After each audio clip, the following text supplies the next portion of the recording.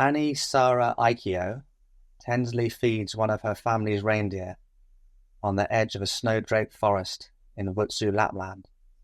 The skittish animal is smaller than the others and nervously gobbles up the damp straw in her cold hands before springing away into the sparkling whiteness. Her family have herded reindeer in these harsh northern latitudes for generations, but their way of life is under threat like never before, from global corporations keen to get their hands on the region's rich mineral deposits and open up Arctic shipping routes to markets in Asia. Without land, our reindeer wouldn't be able to live, and without reindeer, the Sami culture is gone, she says. I'm afraid that someday we will only be able to read about Sami people in school textbooks. Oh, I always find that emotional reading that, sorry. But yeah, that's really, I just think, yeah, I think when I came back from this trip and like Tom gathering the quotes that he gathered and then seeing him bring the whole narrative together, it was just, I think when you hear those types of quotes and you see it with the imagery, I think it just gives so much more to the story, and it makes you think, you know, so much more about the work.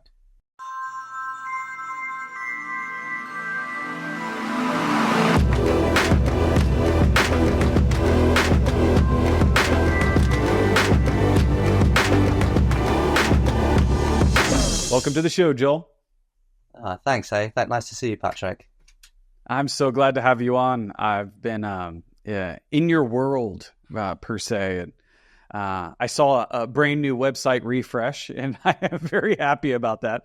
You have such great work, and I just feel like you're such a great addition to this show. So thank you so much for coming on.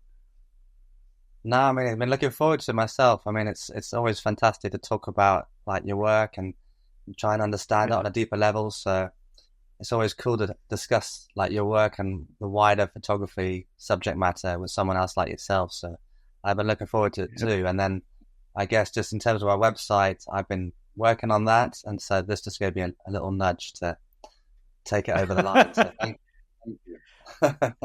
Yeah, of course. Well, you know, it's you have to have a great place for great work. And so I always tell people that, have a great place for great work. And I think you did a great job on that refresh. And I'm actually glad that the construction is holding off for today. It feels like the world aligned for this conversation to happen. You're like, oh my gosh, I'm worried about it. Yeah. That's great. Yeah. We're worried for a second. There's the workmen outside, but they've led us to it. So which is really cool. So yeah, they're on holiday. Nice sound. Yeah. I like that. That's good. All right. But just to begin, go ahead and introduce yourself to the audience, and we'll start there. Yeah, sure. Yes, I'm a fine arts social documentary photographer.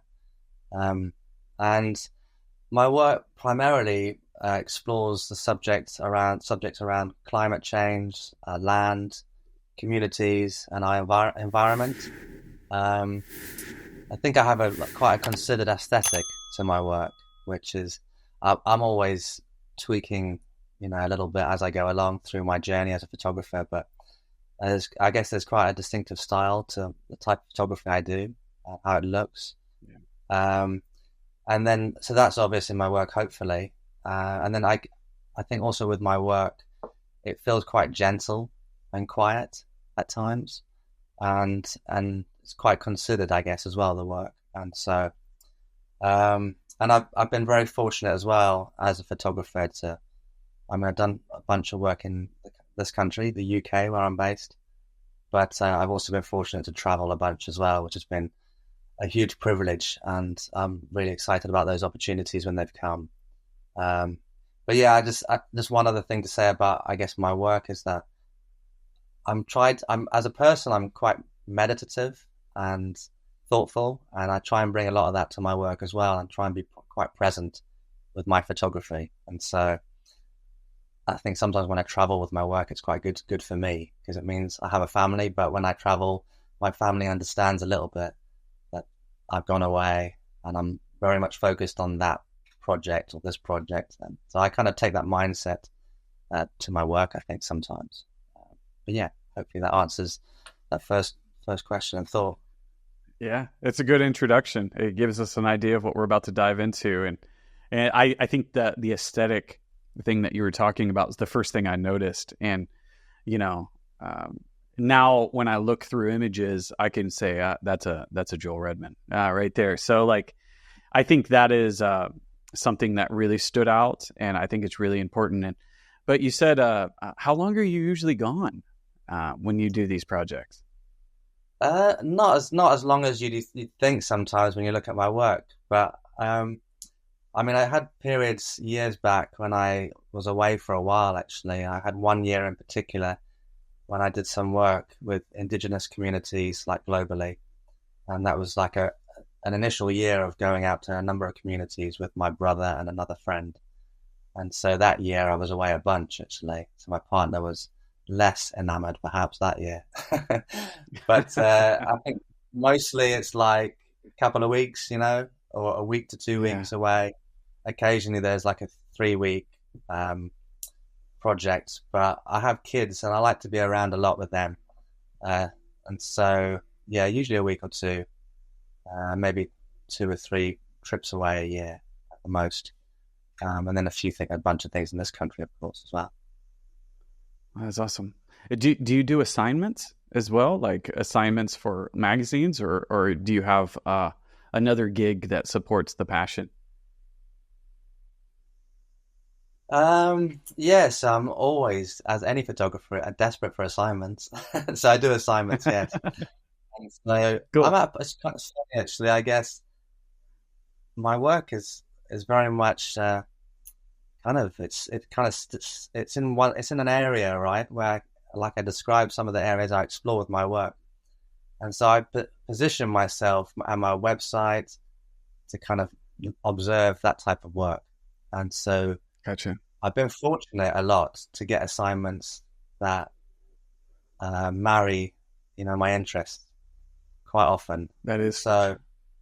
That's really lucky. It's not always the case. I mean, the other side of things that keep me going is I also work with an Indigenous-led charity called If Not Us Then Who, which I partly founded with my brother and another friend of ours, which has a wider team of people now.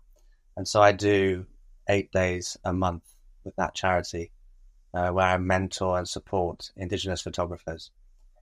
And so that's part of my income stream, if you want, and then editorial photography, and then fine art print sales, and then the assignments come in now and again. And I do sort of a number of I do lots of portraiture, I guess, as well. So those are sort of quick assignments that you can get through editorials. I do a number of assignments for the Guardian and the Telegraph, and I've done stuff for the New Yorker in the past.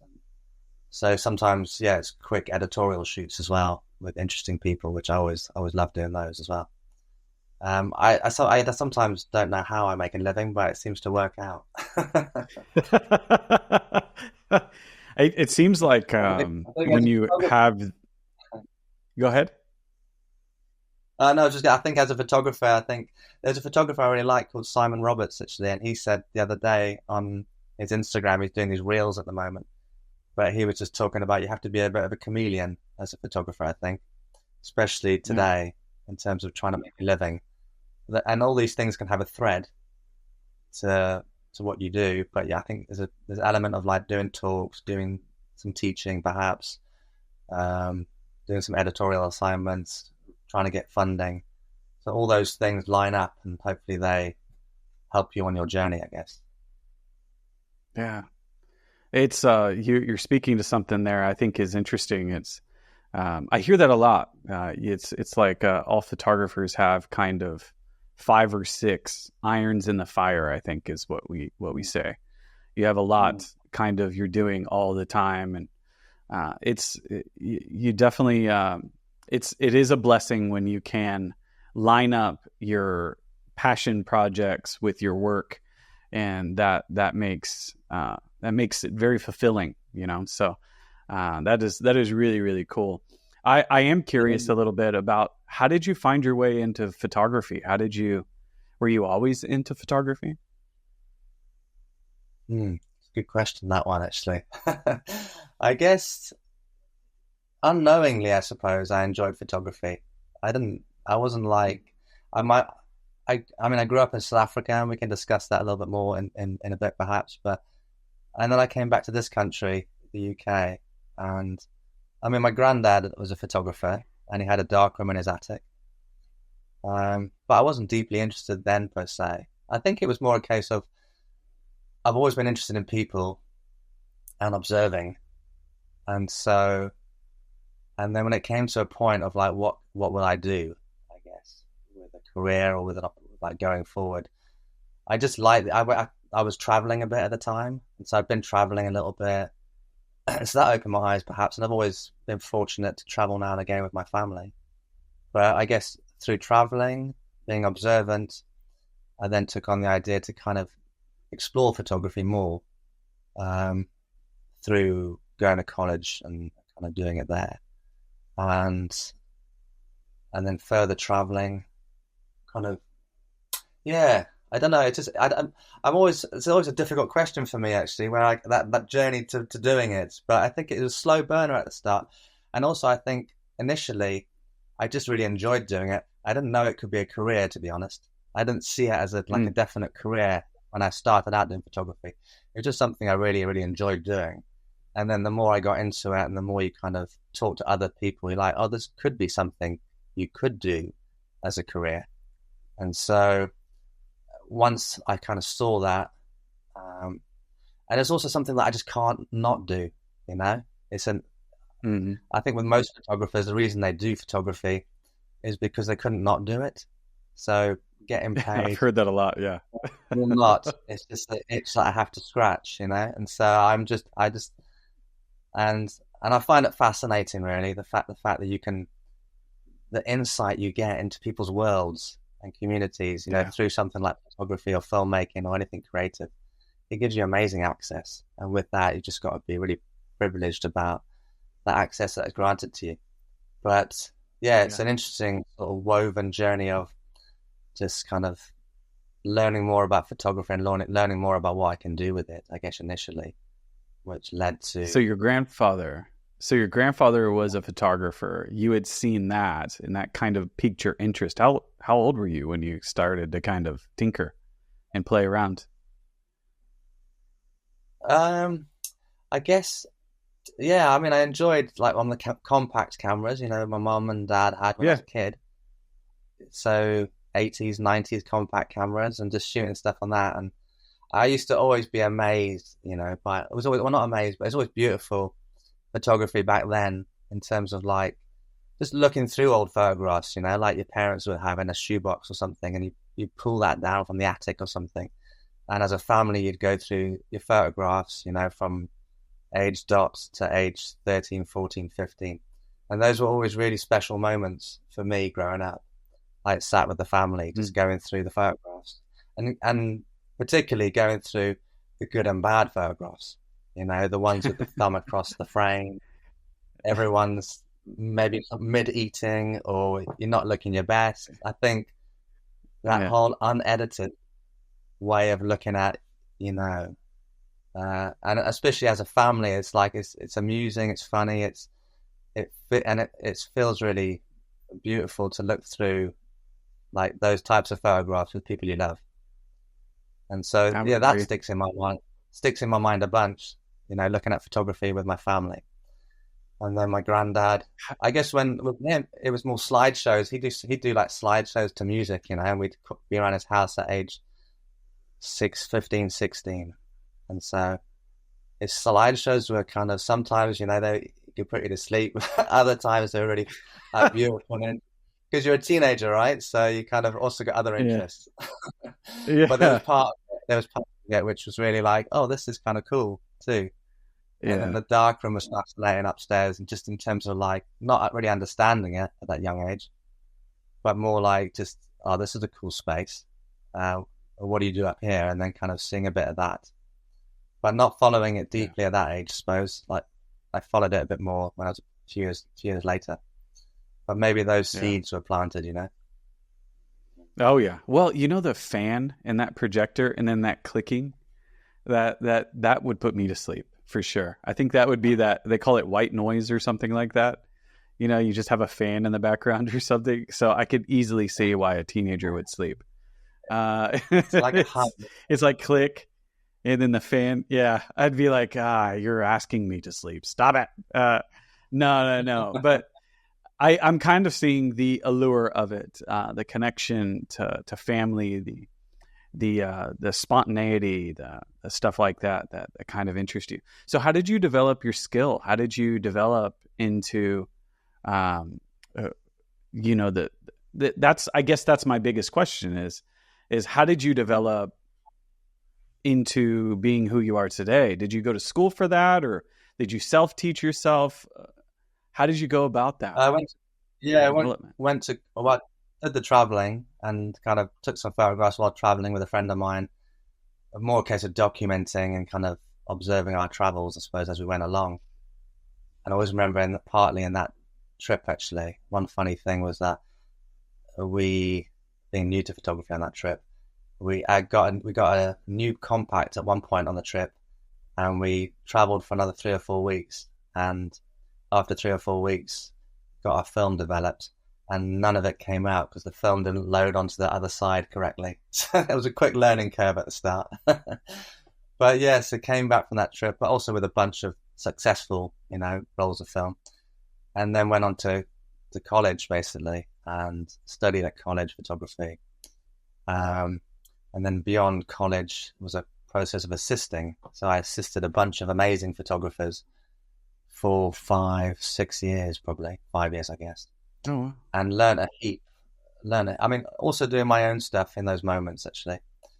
But I got to a point where I worked with a number of photographers who were like really good friends, still good friends, and they were doing some amazing things. They were traveling around the world on some exciting projects. Some of them quite removed, actually, sometimes from what I do now. Some of it was like slightly more commercial, advertising type work. yeah. But then some of them are doing kind of like more interesting, perhaps personal work. And so I'd support them on their personal work, probably not getting paid or getting paid a small amount, but just wanting to see what they did on their personal work because I was really fascinated with the type of personal work they were creating. And so I wanted to see that. And so, yeah, just learned so much in those years assisting. And that helped me hugely. In terms of like, it's funny actually, even if you do photography that isn't the photography you end up doing yourself. Like I worked on one guy who won the portrait prize, the Taylor Weston Portrait Prize, and he was an incredible photographer, but he did like lots of still lives really, but he treated his portraits like still lives, and his lighting was very amazing. His lighting was hugely considered, and he'd spend like sometimes, like I remember one time we'd spend like days pre-lighting in order to do the actual shoot, which would take place a day or two later. But you just learn so much from that study of light.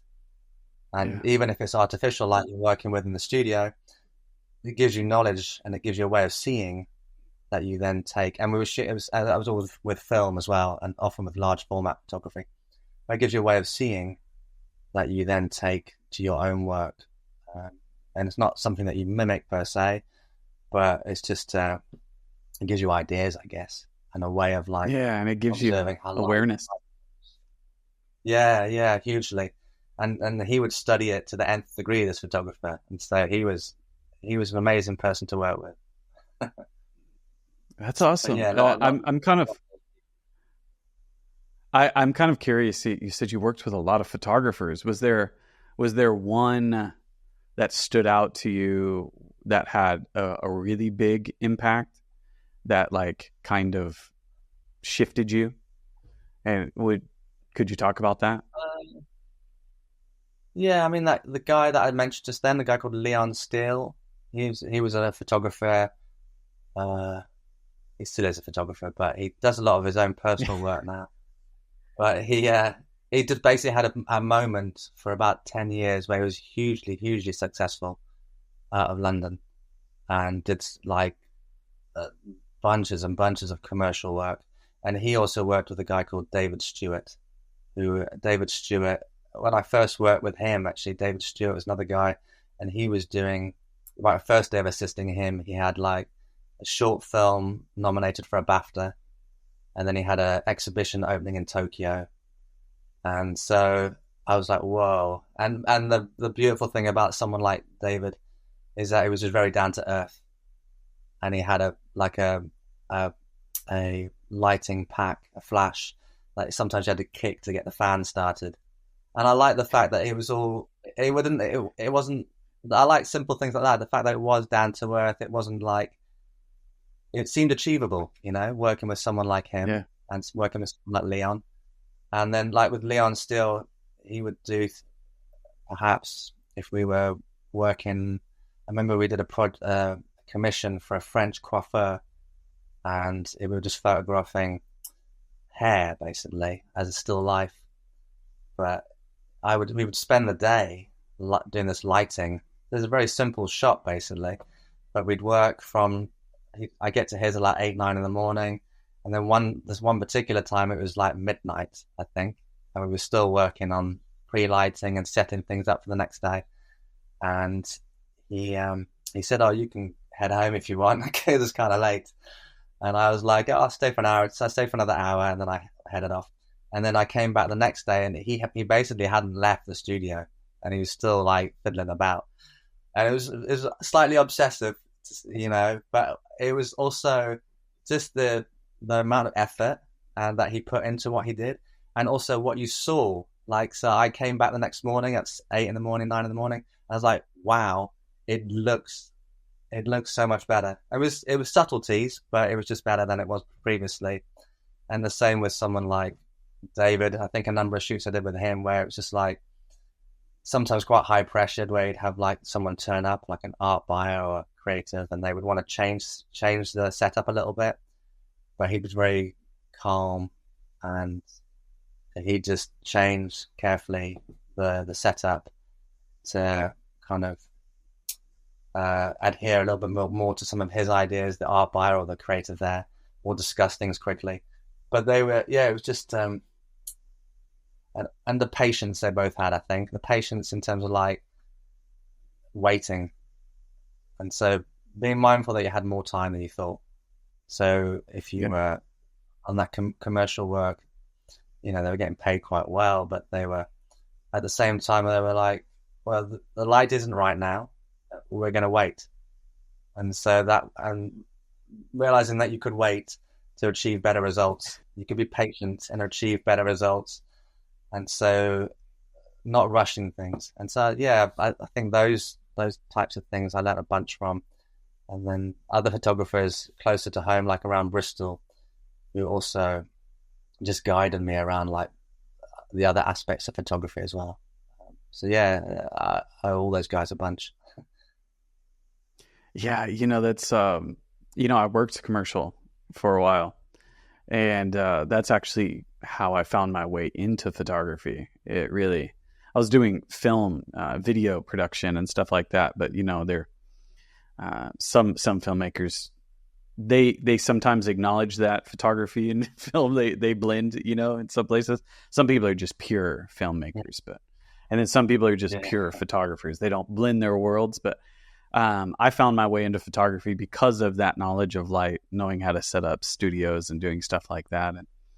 And you're right, there is a pressure there. And I loved working with professional people. There's just a calmness about them. They understand kind of how that works. But, I think you can, that also translate into personal work, which you were talking about a little bit when you were, that same calmness is about even the crafting. It's a way of making that is, I think, is important.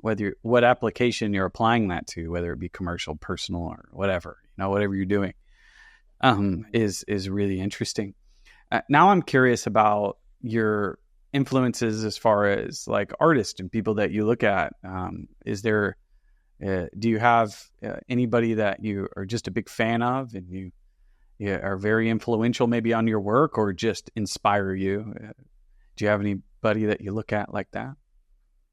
Yeah. I mean, there's so many incredible photographers actually, like really amazing. And so I sometimes the truth is I try not to look too much because I I've heard find that too. yeah I don't look too often basically because I feel like it affects you in a good and bad way. I don't know. It There's can, yeah. partly this thing is like, oh man, I wish I kind of had carried that project through that I had, I was going to do a year ago, but this person's kind of moved forward with it. And you could still go and do it, of course, but you do it differently. But I think I don't want to be too heavily influenced by someone. But there's definitely photographers that like Alec Soth is a photographer, and his work I just remember seeing an exhibition. I think it's called Sleeping by the Mississippi, or like a project he did. A project he did You're along pressing the me here. yeah, I love that's the Alex name of Soth, this. but I don't remember the titles. But he did a project along the Mississippi River anyway. Yeah. His work then, I went to an exhibition, might have been the Photographer's Gallery or somewhere in London, but I remember seeing the work in print and just my mind being blown by the work. I mean, I love print as well, and just seeing work at size. And I went with one print in particular of his. I think it's of a mattress that's been discarded, and it's floating in the reeds in the water, and it's a large format image. And it's like it's so beautiful. I don't know what it is about it, but it's just so quiet, and so it says quite a lot, to me about humanity, like the fragility of nature there, but then also these things being discarded, but then also how that kind of looks beautiful as well in some ways. And so it's a kind of strange image to look at. But then a lot of his work had like a quiet story narrative to it as well, which I really enjoy. And then I like the work of someone like Nadav Kanda as well. Very beautiful work. I wrote down a couple the other day. I was trying to think, when this came up, and then there was another guy, Donovan Smallwood, actually. He does some black and white stuff, and the guy called Alan Salas. Alan Salas in particular, actually, he does like really deeply personal work, but yeah, like poetry is an important part of that work as well. Or like, I don't know, just short quotes or bits of text that have meant something to him. I think he did some work about his dad, actually. And he's just got, he's got images of his father, for example, now and again, but he's also got pictures of like a hand. And there's something about those I love those types of images, actually, which are the less obvious images. And so, yeah, there's a bunch of photographers, and most of them are like still going to, still working today and producing great work today. There's, I guess, Richard Abden. I like his portraiture as well. And just the way he studies like groups of people, I guess, they are.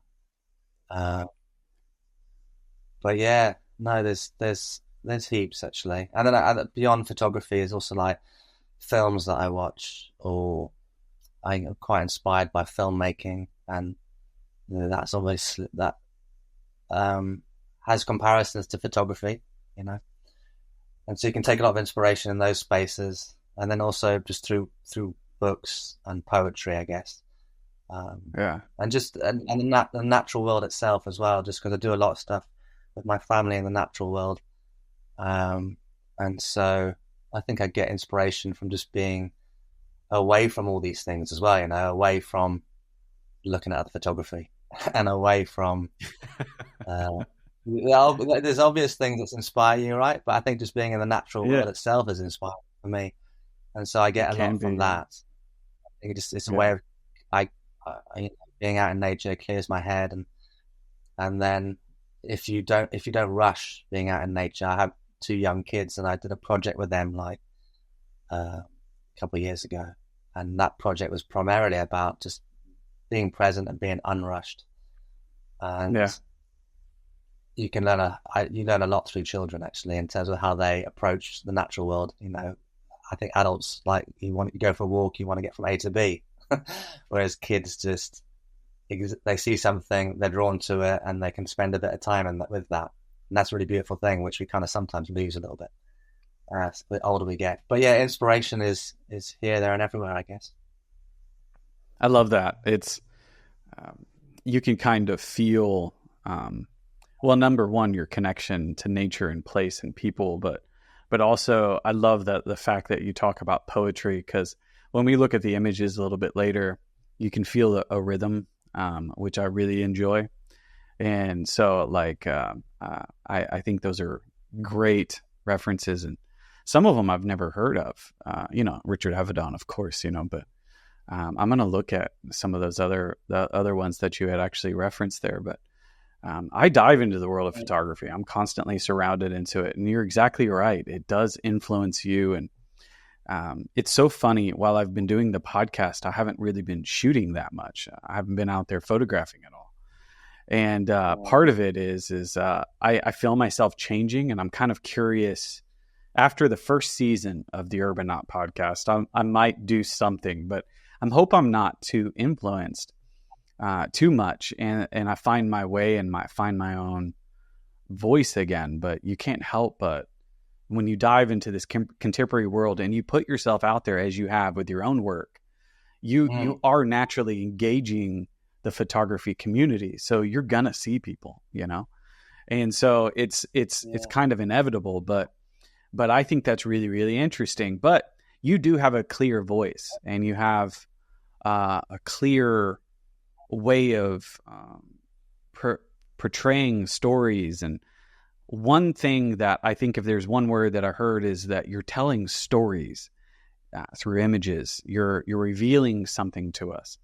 And I'm curious how you got there. How did you evolve from a compact camera where it didn't load on the other end in an empty, cassette, an empty roll of film, to the way you tell stories today? What pulled your attention? How did you evolve in that way? And how did you find your own way? That's a very hard question. It's probably very deep and a very long one, but I'm curious about that evolution and how you found your own voice. So talk to me about that. Yeah. Tough question. Thank you. You're welcome.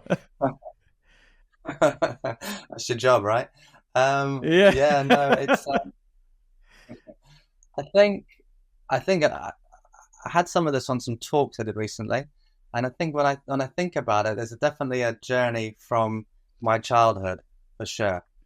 Because I have English parents, and my parents migrated to South Africa when I was a baby, so I was 6 weeks of age. And then I grew up in South Africa from 6 weeks of age till 14, 15 years old. And I grew up in apartheid South Africa as well, right? And so there was like kind of a weird, like a horrific time to grow up in South Africa. South Africa and Cape Town's where I grew up. And so Cape Town's a really beautiful place. But at the same time, you're growing up in this apartheid system, which is the horrific system that was in place at the time. And you're a kid, I guess, so this doesn't fully come into your consciousness, but you're aware of something not quite being right, perhaps, right? And you notice it through some friendships you have. I had some friendships with people from other ethnicities, and how those friendships, or where you could go, for example, as groups of families, in some places. So then I'd be in South Africa, and I'd be growing up, and then my parents split up, and we came to live in the UK at age 14, 15. And so that was a tough age, because you're kind of developing friendships as a teenager. And then, you're coming from South Africa and you're coming to England. And then England's quite different. I had grandparents here, and I had been here a couple of times anyway, visiting them over the years. And I think, so when I got here, it was like 1990 or something, and you had things like, there was a huge campaign to release Nelson Mandela. There was a lot of focus on South Africa itself. So I was a 14-year-old kid with a South African accent at the time. And you very quickly had to try and justify that accent to people. I remember being at school and like you were considered racist or accused of that to a degree by some kids because of the accent you had. And so that was like jarring for a child, for like a teenager. And so then that led to me wanting to, and my brother as well, actually, who went on to be a filmmaker and works with Indigenous communities. But I think a lot of questions were asked of you, and a lot of questions you were asking of yourself. And so then you wanted to understand that more. And so I read heaps on South African history, on the apartheid regime, on apartheid activists, on the civil rights movement in the US, on other sort of social injustice movements around the world, I guess, at the time, and going back through history. And you kind of read about more deeply about colonization and imperialism, just to kind of be able to navigate some of the conversations that were coming up in your life. And those conversations weren't coming thick and fast, but they were conversations. It was more like just one comment from one person, or one or two comments, and then the wider subject that was making me question how I lived there. And so, yeah, reading deeply and then having conversations with adults, I guess. And then it was like a process of learning for a while, actually. And that process of learning hasn't stopped, of course. You know, you're forever learning. And so I still read those kind of subject matters, and that subject matter is definitely threaded into my work even today. And so I guess there's a bunch of, I guess it's that being brought up in South Africa, trying to navigate the two worlds, you know, where my parents were from in terms of England, where I had connection to, and then, looking back at all those aspects, I guess the privilege that you would have had in that country, and then the privilege that continues. You know, you see it more now, but I'm more aware of it now, the older I am, but there's a privilege that exists in the global north compared to the global south. You know, I work with Indigenous communities who are primarily based in the global south, and a lot of like global media is out of the global north itself. And so there's a conversation to be had about that, isn't there? You know, about privilege, about how we navigate those spaces, I guess. But yeah, I guess that's the journey I took, I guess, from a child, and that's what kind of led me, I guess, photographically, or to like explore maybe the subject matters I explore now, I guess. And I didn't explore them like straight. I wasn't like got to 20, 21, 22, and I was exploring those subject matters deeply. I was to a degree, I was exploring those subject matters, but it's evolved into a process where it's become more and more and more a part of my work as I understand more and more about myself and about my own personal journey. Because I guess inherently we're always threaded in some way to our work, you know, personally. And so my personal journey is within my work, you know, to a degree, whatever that is. You know, I'm when I tell stories, I'm mindful to be start fresh. You know, if I'm doing a story with a community, then I would not go to that space with preconceived ideas. You know, I would go with research and lots of understanding, but I would be very much open to hearing and listening. You know, and so I'm much more evolved at that, I guess, I think now than I would have been like 10, 15 years ago. But yeah, it's all a process that I'm still on, and a journey I'm still on, I guess. So talk to me about that. Did I answer your question, by the way? Yeah, you did. You did. Because, well, and it makes sense, you know. You know what's so wild is the last 3 or 4 interviews that I've done have had South Africa or that region. I just my last interview was with an artist from Botswana, and it was just there's a it seems like the last 3 or 4 are all connected to that region, and talking about apartheid and all of that, and you know, I can kind of now understand, you know, the research and the understanding, and really trying to unpack these ideas that might have been abstract to you as a kid, you know. And now you're an adult, and you have that opportunity to spend time unpacking these stories and trying to understand the world at large. And talk to me about the process of choosing documentary.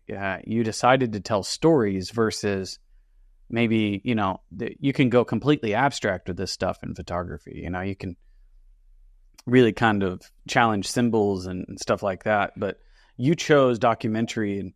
And talk to me a little bit about your process of telling a story. What's your approach? What do you try to do when you start a new project? Yeah, I guess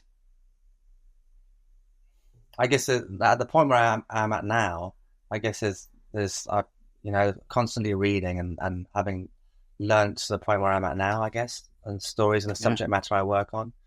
And then I guess there's stories that interest me or that come to me, you know, through the work I do. And so those stories aren't too far removed from what I currently do anyway. Usually they're always around either working with indigenous communities, or they're around people in this country who just are working closely to the land and trying to mitigate climate change. Or they're just stories around like transformation, you know, within community, within people themselves. And so I guess when a story comes to me, I guess I've probably read on that subject to a point, but then I want to just try and understand more about that subject. So I'll look to research that subject as much as possible, really. That'll be through, you know, just reading books, I guess, and then reaching out to the connections that I have as well. So if there's people that I've worked with in the past, or my wider personal community, I might reach out to those people and kind of ask their insight on this thing I'm about to do. But yeah, process of doing that. So researching and learning more.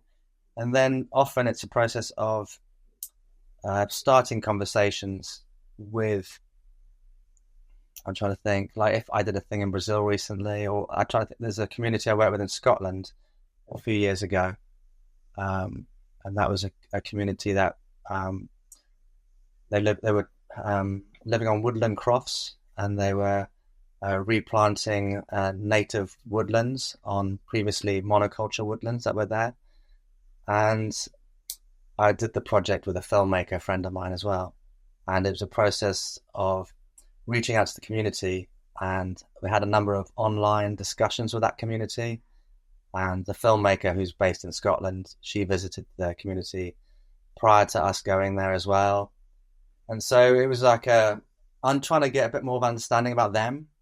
And we had a, you know, no, not a preconceived idea, but we through conversations with them and with others, we could see what they were doing, and it was a beautiful thing that they were doing, and a really inspirational thing they were doing as well. But we wanted to hear it from them and how they saw what they were doing and how they saw their story. And so I guess you just got to be mindful of what you take to those conversations, I guess. So we're in the conversations, it was more a case of, tell us where you're at with what you're doing, and what are you doing there, and what are the, you know, when you're in community, I guess things are difficult as well as they are beautiful, right? And so these people are working through community, and they're achieving outwardly seemingly fantastic results in their community and doing amazing things to mitigate climate change. But then there's difficulties with that in terms of like politically in their small community and how they're navigating those processes internally. And so you have these discussions about the flow of what they're going through. And then it's beautiful to kind of have those discussions and to talk to those people, because it works. I think it works for both sides, because you're saying you produce some amazing things, and they might be in a rut at that point of like, well, things aren't feeling as we wanted them to feel by year 6 or year 7. But you're saying, wow, but what you achieved over there was incredible, right? And what you achieved over there was incredible. And so then it gets them to reflect a bit more on what they've achieved so far. And it gets all of you to reflect on what has been achieved, and so you can then seek to create work around those achievements and, show how empowering their work has been. And then you can also envisage that perhaps as a group, what might come next. And that community in Scotland in particular, I wanted to move there afterwards because I made some very good friends, and it's still a place that I consider moving to now and again, because the community were just really welcoming and just really friendly and lovely community to spend time with. But in their way of working, things were up and down and they flowed. So it was so my process of working is a lot of listening, I guess, and a lot of research initially. That's interesting. There's even with research, you are kind of developing an already a preconceived notion of a place coming from other people's experiences, but to allow yourself to be open in that too, as well, to let the story kind of unfold. I bet you find that there's more to it. It's bigger than what you might know, or what you have read per se. But what I was also reflecting on what you were saying was, I have heard this, that, a camera can either be a mirror or a window to the world, and so like it is that for the photography. But you pointed to this idea of reciprocity, the reciprocal nature of that reflection, because you as a photographer, you're changing your ideas, you're also mirroring yourself, you're seeing something that's of interest to you, but they are too. And I don't know that I have thought about that before. And I think that's really, really interesting. Like, when you are, let's say you're going to photograph a person and you're with those people and they are in their everyday, they're doing what they do, and you come in and you are observing that. And so it causes a set of, a kind of reflection even on the people and the places that you're photographing. And that is really, really interesting. I don't know that I had thought about it like that often, because you would hate to be a photographer that just parachutes in and leaves, you know what I mean? And gets a story and leaves, but yeah, no, I think, excuse me. I think I've tried to be mindful of that process in the past, and I have been, I think, but I'm better at it now in terms of I'm really careful to try and take things full circle now. Yeah. So, there's that process of this might reflect, working with Indigenous communities as well, that they have one of their demands is free, prior, and informed consent. They call it when working with Indigenous communities.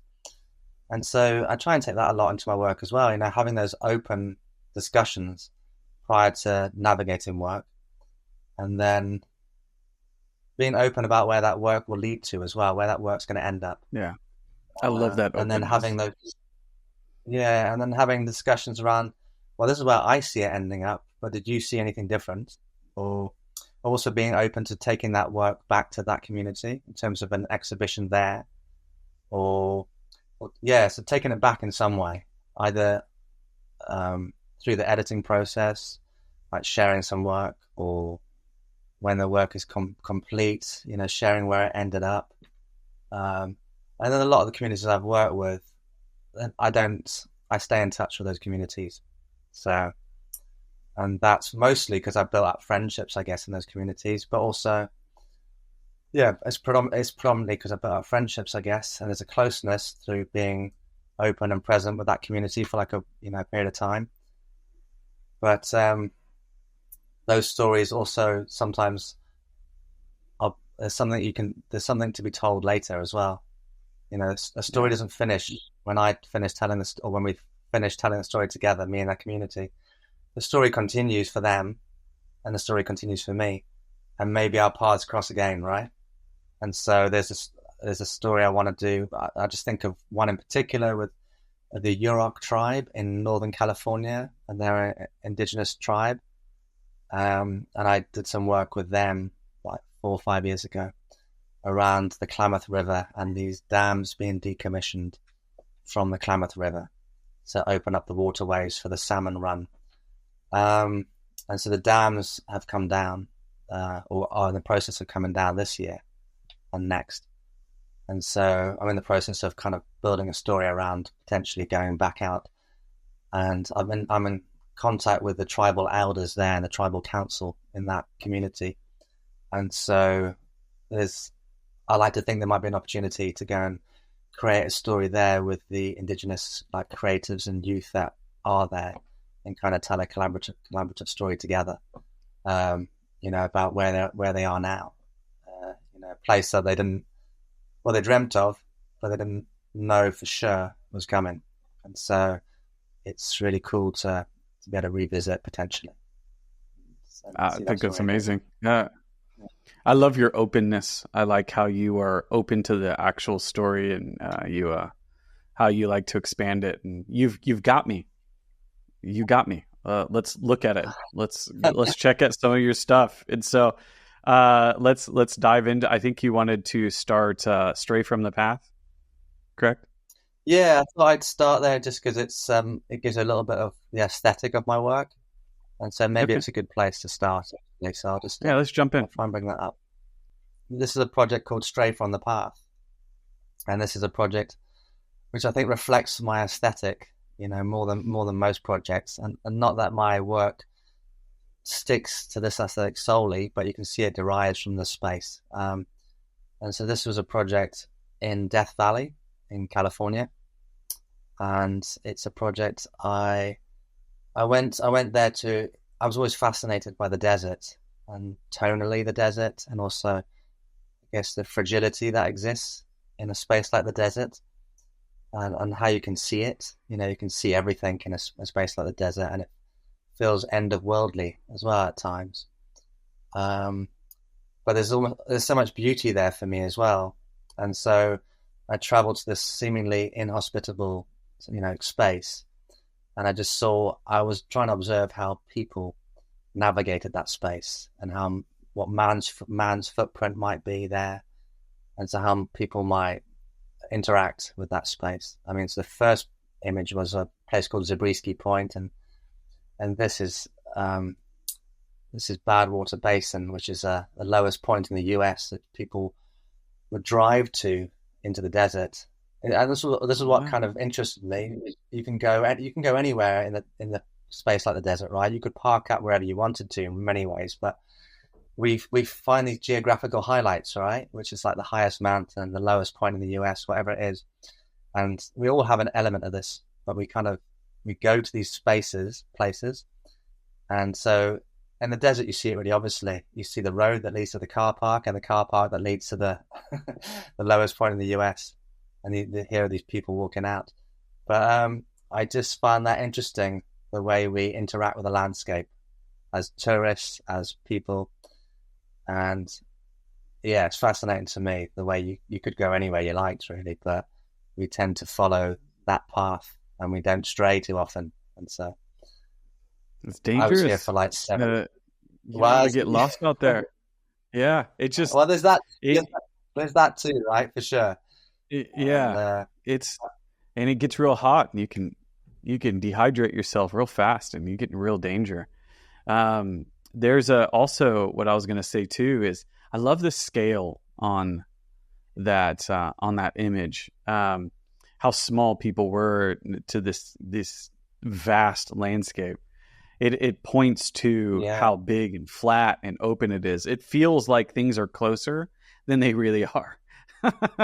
Yeah, that's the deceiving thing about that desert. Yeah, go ahead. No, I was just going to say I think I did a lot of I was drawn to scale a lot in my early work, actually. Yeah. And Were you?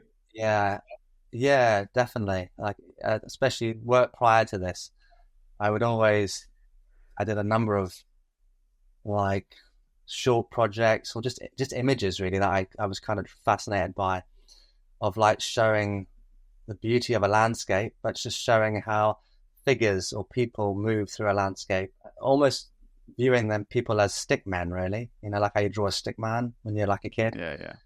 Um, I mean, even for this image alone, you know, I can get quite obsessive. I think I was here for like 3 or 4 hours just watching people move back and forth, trying to get a composition that felt, you know, right for me.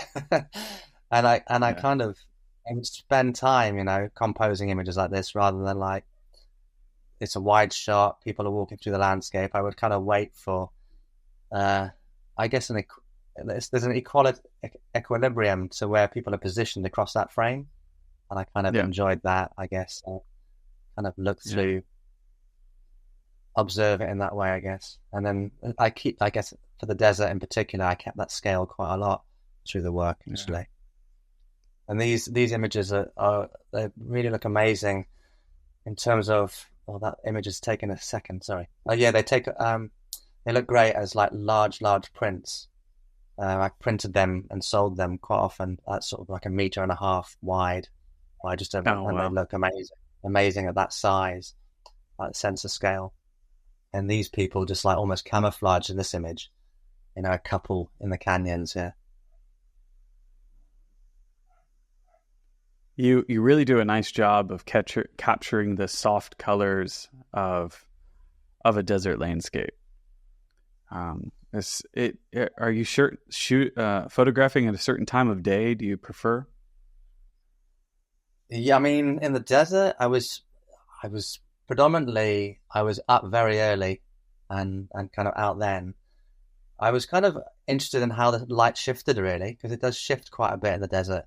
It can be quite Yeah. stark in the middle of the day, but that can be quite interesting too as well on 1 or 2 shots. But yeah, I was just really fascinated by how it shifted. Um, Yeah.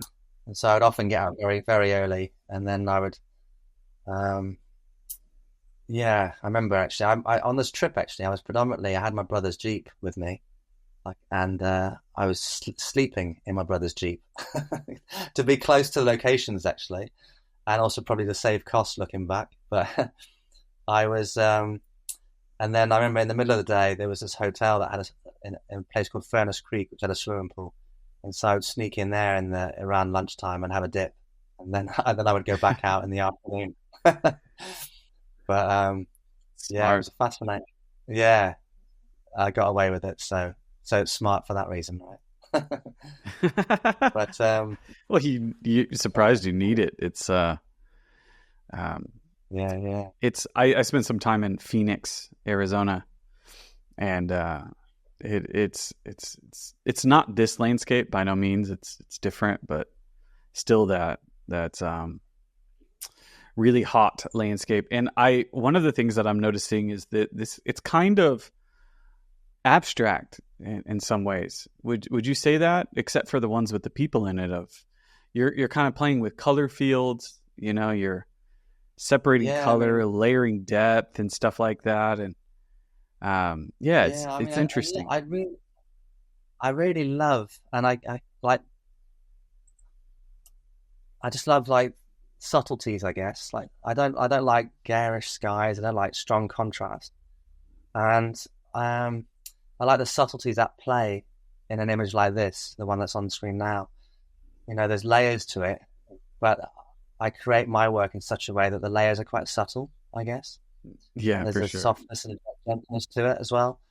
And I Almost think I painterly. try and, yeah, I think I'm kind of drawn to that sort of painterly way of showing things. And I guess inherently the world is beautiful, you know, and so I kind of want to show some of that beauty, I guess. Um, and then sometimes that sense of scale, you know, with this type of image. And I really blow up on that scale thing sometimes with an image like this, you know. But I Yeah. kind of enjoy putting, like, people center a frame in an image like that because you might miss them otherwise. But I like that sort of huge scale and kind of just honing in on that subtle detail that I've made apparent. Do you stage these, or are you just waiting for that right moment? No, just wait. Yeah, so these are just people who are just there as tourists, and so I just I might observe this couple walking around, and I might watch them. That sounds a bit stalkery, I know. Sorry, I might a little bit. There's tourists everywhere, right? And so everyone's got their cameras out, and so I might just observe like people walking around, I guess, and just so you think, oh, it'd be great if they ended up from that point there, or if they ended up over there. And sometimes they do, sometimes they don't. So sometimes it works out, sometimes it doesn't. But yeah, it's not so much. It's more like you see it. For me, it's more like I there's an image, and I'm primarily I want to compose it over there. And so primarily I want those people to move over there. I'm not going to ask them to do it. I'm just going to hope that they do. And so more often than not, if you're just patient, that tends to happen. And if it doesn't tend to happen, then you also are thinking, well, what's the alternative here, compositionally?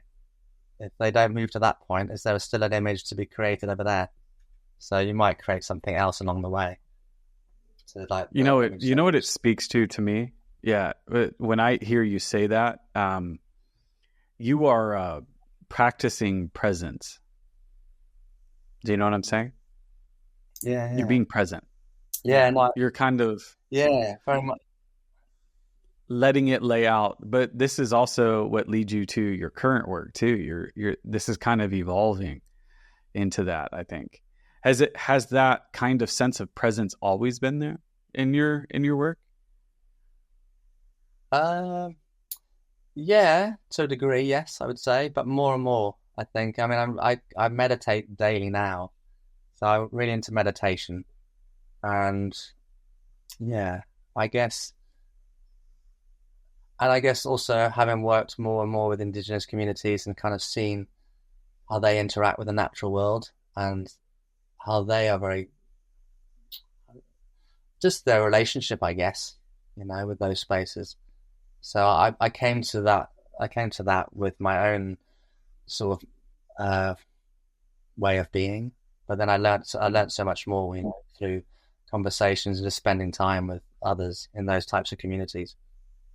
This incidentally was like an indigenous community in Death Valley, and it's a community called the Timbisha Shoshone people, and I've done work with Indigenous people a bunch, like I said previously, but I didn't have previous consent to be here, but I spoke to one of the elders when I was here and did some sort of quieter images around the reservation, so these are just images that reflect the reservation. And so the reservation itself is obviously not what it was 100, 150 years ago. It's next to it's next to a town called Furnace Creek, which is kind of a tourist hub for Death Valley. And the reservation is kind of a forgotten space to the side of Furnace Creek. And so I was just showing the quietness that exists there and the kind of almost the forgotten nature of what has become, I guess, through, their time there, having gone through so much as a people, I guess. But this leads on to much more other work as well that I've created. Yeah, it's quite. I always struggle to say the word beautiful, but you have it is quite beautiful, even in your quieter moments. It's really something. All right, and I rarely ask about gear. Are you shooting on film? This was actually shot digitally. Actually, this one digitally. Yeah, this one was. But I do shoot a film still to this day, and shoot quite often film. I have like a medium format camera I use. I shoot film there, but film is inherently expensive, so it's like you have to be careful with it. Yeah. But I think because my background is with film photography, I take a lot of that to my work with my digital camera, and I have a really nice camera which is does sort of high end images. It's really helpful in terms of blowing them up for big prints and stuff. and it copes with the It's subtleties in great graduations and colors. stuff like that. Thank you. Yeah, Thanks. Should we jump to another one? absolutely. Yeah, you had another project that you wanted to kind of check out, and Yeah, we could. I could jump to the North chose us, perhaps, with the Sami people, yeah, and then we can go to the more recent one in Brazil, perhaps. sure. Cool. So this is, yeah, it's slightly colder environment to the last one, but this actually was an assignment actually, because I'd done a lot of work with Indigenous communities prior to this, and this assignment came through The Guardian, which was incredible because you don't often get assignments that send you away on a trip like this, which is like relative in so many ways to kind of how I create work, but also with a community of people like this. So this was with the Sami people in northern Lapland, and it was a story about how infrastructure and mining and a proposed Chinese-funded railway was going to dissect their land, and so it was going to have a huge impact on the migratory patterns of the reindeer that they heard, and on them culturally. And so I spent time with a number of people from the community. This was on a lake in called Lake Inari. So they were ice fishing. So I went out with the family to this moment. And this trip was done with a writer as well, from like a really amazing writer called Tom Wall, who works a lot for The Guardian. And so actually this story in particular, when I think about it, it really opened my eyes more so to how writing and poetry can really support and have an effect on your work. Actually, I'll read a tiny bit of text in a minute to one image if you don't mind, which Of course, I love it. it's his writing. This guy Tom. Well, I'll get to the image in a second, but his writing just reflects the work and the feeling really beautifully. So But when you yeah, worked also with a like these writer, details. with your particular writer, and did he want to see the images first before he started to write, Yeah. or did he like actually already write it while he was with you? And I'm curious about Yeah, that so he was with collaboration. yeah, he was with me, and so we spoke before we went out on the trip about how we saw it, you know, the story, and then we had, like I said before, we had lots of conversations with. They have a Sami parliament in Lapland, so we spoke to the president of the Sami parliament and various other people associated with the Sami parliament, and some of those connections came through my previous connections with Indigenous communities. And so we had those conversations. And then when I was with Tom on the trip, I guess it just evolved, you know, we were with each other daily, and we would, he would see what I was photographing, and I would see, we would lead, neither of us were leading, I guess. We were kind of supporting each other through the process, and it would be a case of what do we think we need next? Or where are we with the story? Who can we speak to? What can we go see next? And so he was seeing what I was drawn to as a photographer, and I was seeing what he was drawn to in conversation, and I'd hear more of his conversations in the evening, you know, when we had time away from the people we were working with. And so I guess it kind of worked from there, you know. And I'd show him my edit as through the evenings as well, so he could see the type of photography I was creating. He knew my work as well prior to going out. And then when we came back, I would share an edit with him and say, this is where I'm at with the photography. And he would be like, this is where I'm at with the writing. And then we'd see how they were kind of threading together, I guess. But yeah, it was a really cool process to work together with him. I got this is the image actually in front of me, and then I got this text. It's only, you know, 8 to 10 lines, but I think it just really, it's quite deep for me what he wrote, and it kind of resonates quite well. Can I just go for that? Go for it. Cool. So yeah, Annie Sarah Aikio tenderly feeds one of her family's reindeer on the edge of a snow-draped forest in Vutsu, Lapland. The skittish animal is smaller than the others and nervously gobbles up the damp straw in her cold hands before springing away into the sparkling whiteness. Her family have herded reindeer in these harsh northern latitudes for generations, but their way of life is under threat like never before, from global corporations keen to get their hands on the region's rich mineral deposits and open up Arctic shipping routes to markets in Asia. Without land, our reindeer wouldn't be able to live, and without reindeer, the Sami culture is gone, she says. I'm afraid that someday we will only be able to read about Sami people in school textbooks. Oh, I always find that emotional reading that, sorry. But yeah, that's really, I just think, yeah, I think when I came back from this trip and like Tom gathering the quotes that he gathered and then seeing him bring the whole narrative together, it was just, I think when you hear those types of quotes and you see it with the imagery, I think it just gives so much more to the story, and it makes you think, you know, so much more about the work. Hearing the narrative itself, but hearing from the people themselves as well. So if I'm with a writer or not these days, I tend to try and like keep connections when I'm in the community so that we can maybe talk about how they feel about some of the work, or gather quotes, you know, as I'm working, and that can just be like by writing them down or just recording them on my phone, perhaps. Yeah. Do you supplement your work by writing? Do you do any writing yourself?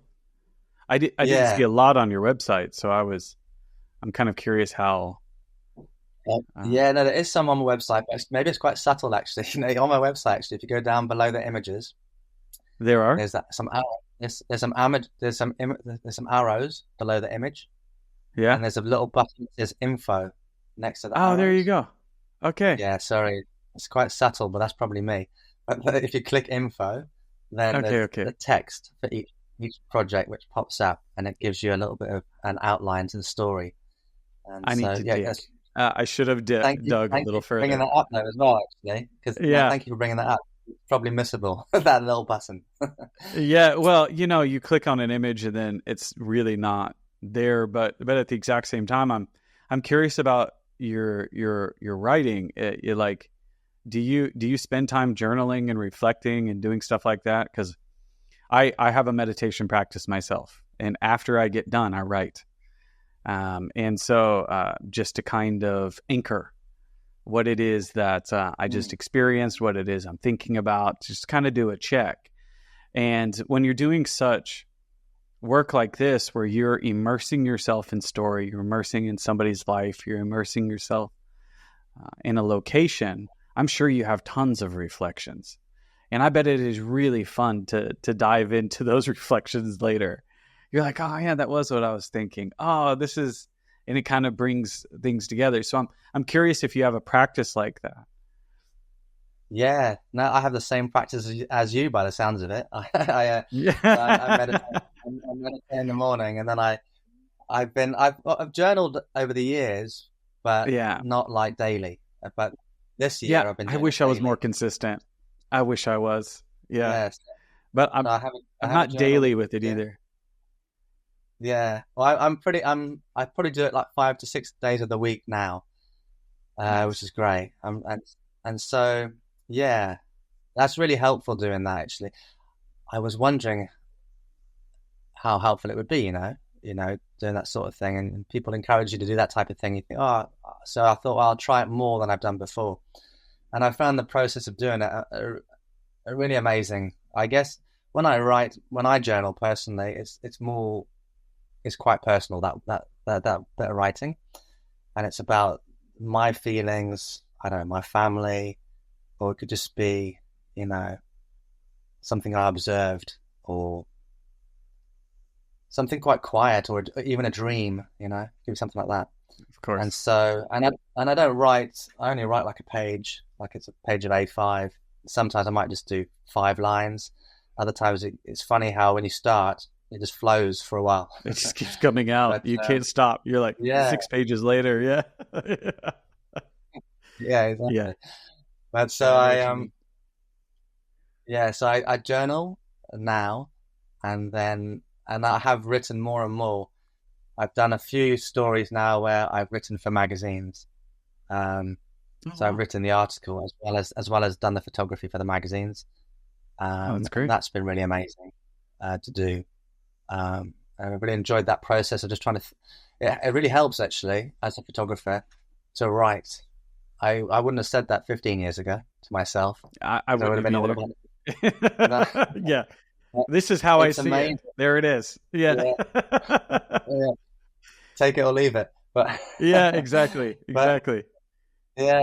But it's so important because it helps you to navigate like the work that you just produced. It also makes you think about what you might do next. It gives so much to your work actually, and it gives so much as well in terms of once you start realizing that you're going to write, then you take more from going and doing the work because you're not just observing. I mean, because you have conversations anyway as a photographer, but if you know you're going to write something, then you're mindful to have, I don't know, to record those conversations or to explore those conversations maybe a bit further. And so, yeah, I've worked with writers, but then I've also, not always lucky enough to work with a writer. So I've written a bunch of things myself. And I think also poetry. I think I said to you when we were kind of preparing for this, I'm definitely not a poet, but I really enjoy poetry, and poetry sometimes influences my work or sits alongside my work. And I really, there's so much feeling that can come from poetry, basically. And so I've tried to write short poems at times on certain projects, and I find that quite hard, but I also find that really enjoyable doing that, like the fact of writing something, it doesn't come out very well, but you have to edit it and edit it and edit it, and then sometimes you end up with something quite nice to accompany the work. It's like, I think when you look at it's almost like when I look at your work, it seems somewhat poetic to me, but you're also revealing something as well. Like, honestly, every image that you're kind of going through as you talked about the poetry, I literally saw a line of poetry, snow-covered house, you know what I mean? Hides strung over a fence, like you're taking me into a place. And that's why I said it had a rhythm to it when I was reading. Well, I guess we do read images, but it's, and I was curious about that writing aspect of it. And when you mentioned meditation, I was curious if you had that other part of it, which is no one ever talks about because most people can't get past the idea that you meditate. So you don't go further to the journaling part. So I think it's really interesting, and it shows up in your work, and I can see the connection in the aesthetic too, the muted colors, the subtleties in the work. You're not playing with scale as much here, but you are in some cases like this one. But it's really quite powerful. And it asked me this, like, I have a question after that, which is, do these stories, do you feel like in a lot of ways you're kind of on to something? You're on to something. Like, each story seems to connect itself, right? As you look through all of your projects, do you feel like you're on to something? Do you know what I'm asking here? How do you mean by that? Do you onto something? Yeah, like, explain that a bit more. That question. You're like, great question, great follow up.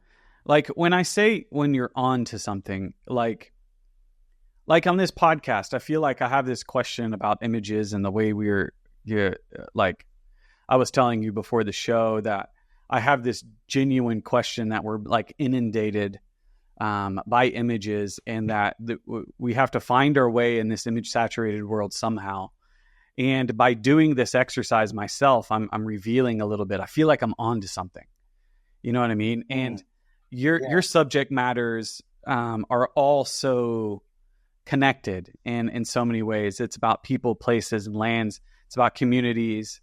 And like, I'm curious if you feel like you're onto something, in that you're maybe heading in a direction of some kind of discovery, Or do you feel like you're more like on a journey that's just subtly unfolding and revealing itself to you? I'm curious where you are mentally in that regard. Mm, that's a brilliant question. Wow. I think, think, I think it just say, yeah, I'm difficult with it. When it says I'm onto something, it feels like I found it. So I think it's more a case of it's it's it's being revealed to me, and so part of it is revealed, and I want to share what's being revealed to me, I suppose, in many ways. Like there's an I don't know, there's an inherent beauty to the world, right? And we're going through the Anthropocene now, with climate change and kind of what the planet's changing more than it ever has done. And so, I don't know, I deeply care about the planet, basically. And, I feel like an activist in many ways outside of photography. And maybe some of that comes across in my photography, but in a quiet way.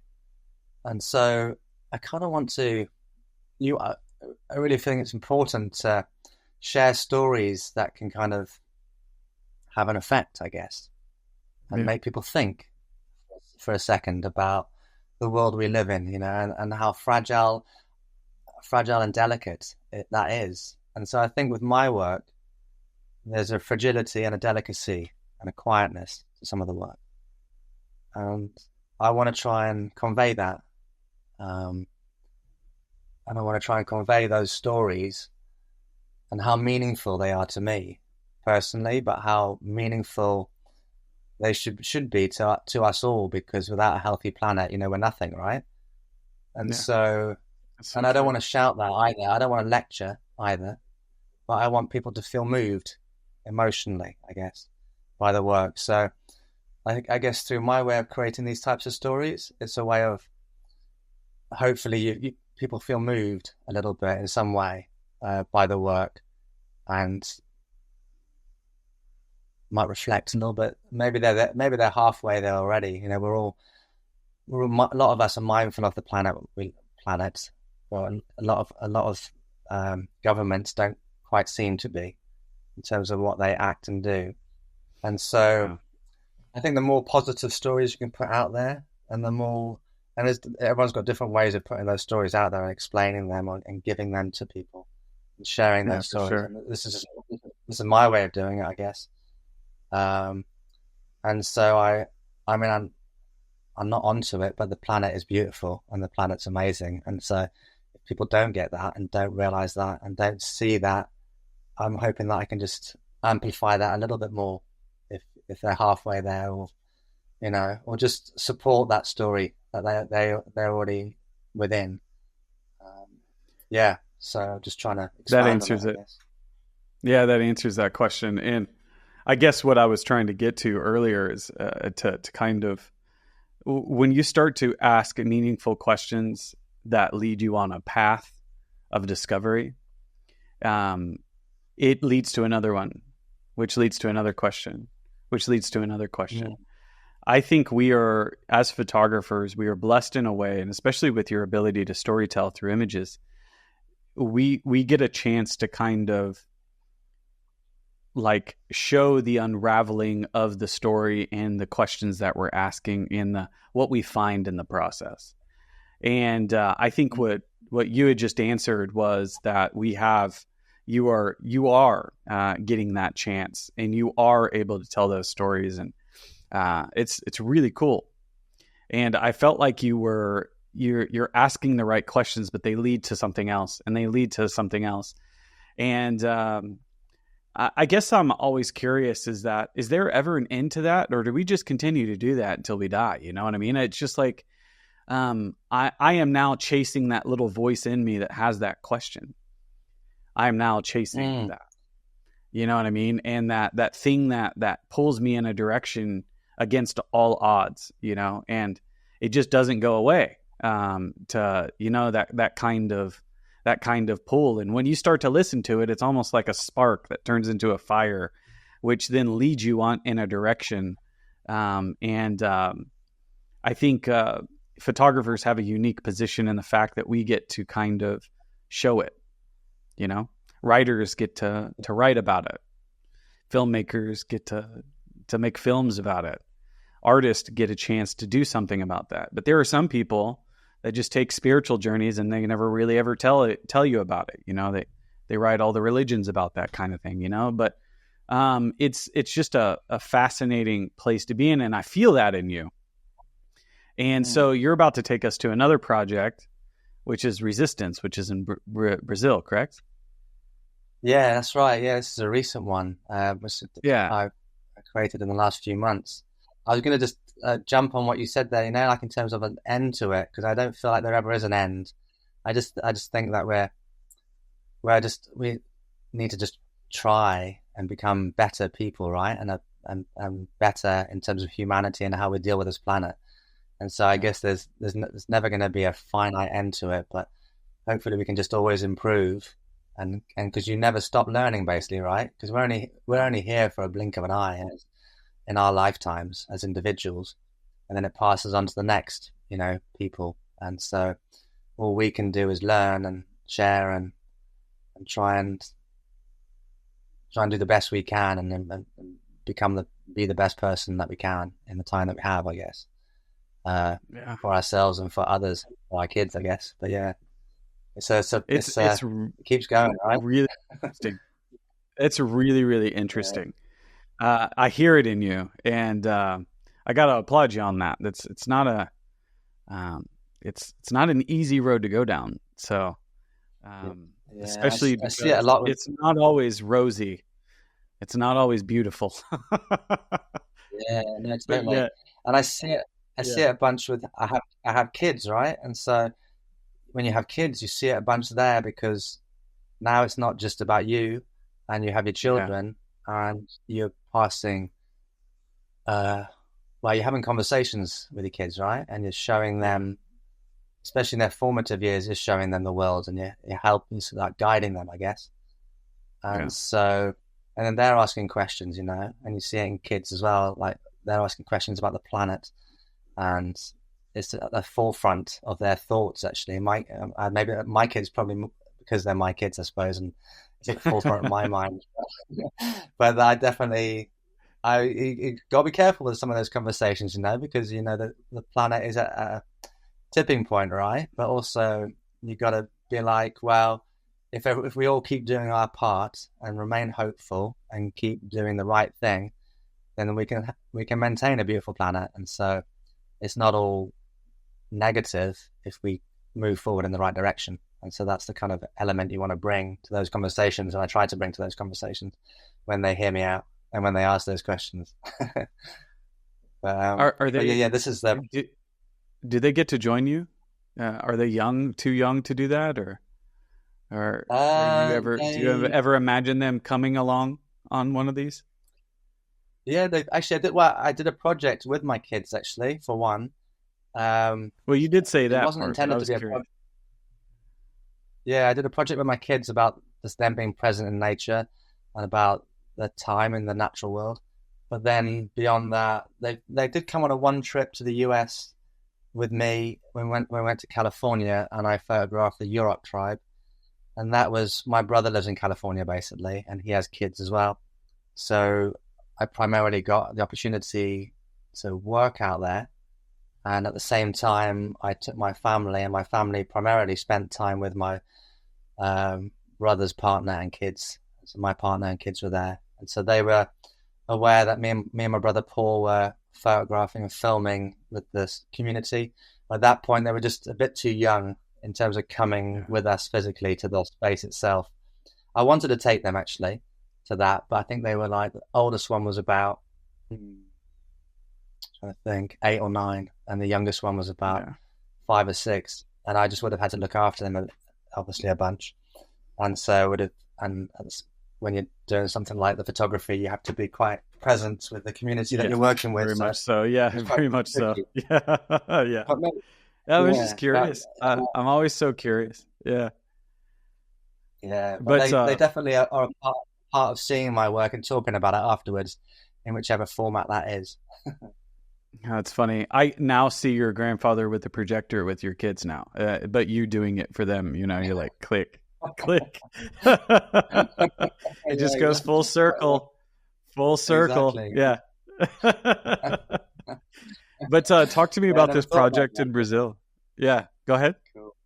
So this is a project called, which I've titled Resistance, and this is a project about basically there is like I said, I've worked with communities and also worked with communities a bunch in Brazil, and so they have this event called the Free Land Camp in Brasilia, the capital of Brazil, and this event has indigenous people from all over Brazil come to Brasilia. So I think there's about 8,000 people, the indigenous people that came to Brasilia, and then they would spend a week there where they would set up camp.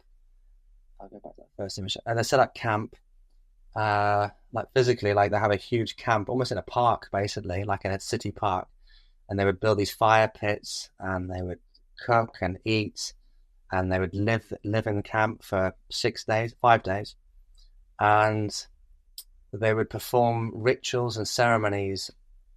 Rituals and ceremonies are happening all around you, all the time at the camp. It's like mind blowing how vividly beautiful and amazing the whole moment is.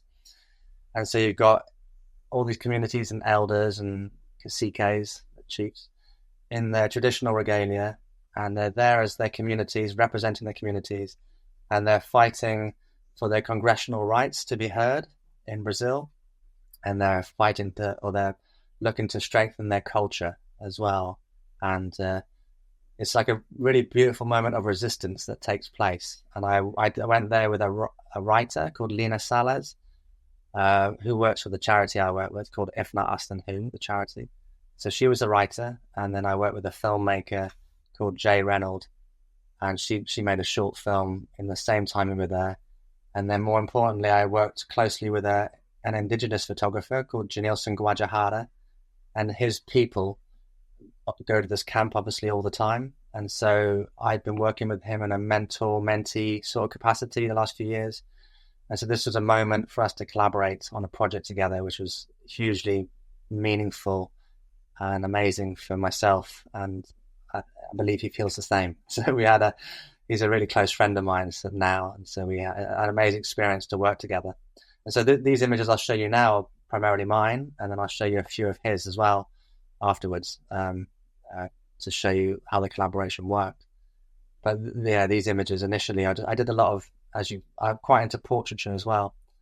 And I did a number of considered portraits when I was there, which kind of fit in with the sort of more vibrant protest imagery and the lomography imagery I produced as well.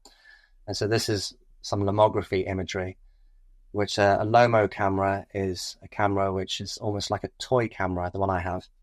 And the one I have in particular takes 4 images, and it takes 1 every quarter of a second.